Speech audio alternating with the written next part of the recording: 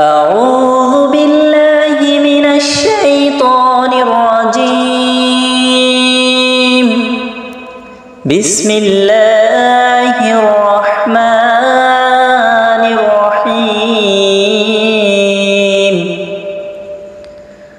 والتين والزيتون وطور سينين وهذا البلد الأمين لقد خلقنا الإنسان في أحسن تقويم ثم رددناه أسفل سافلين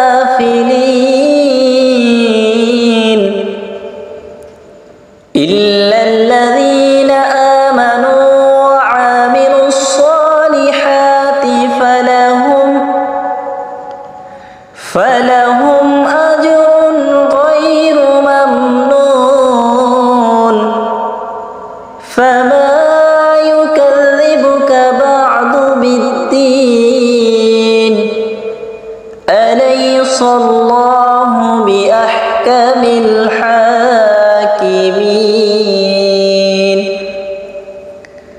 صدق الله العظيم ব্যাখ্যা এবং ফজিলত।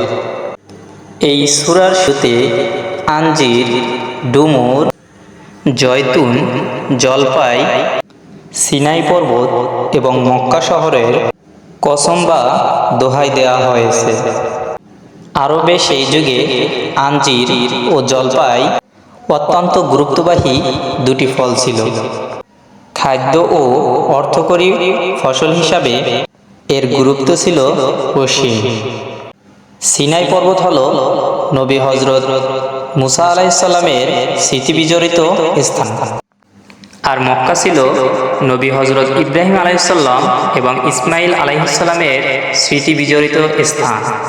তদুপরি পবিত্র কাবা ঘরের মর্যাদার কারণে এই শহরটি নিরাপদ শহর হিসেবে তৎকালে গণ্য হতো।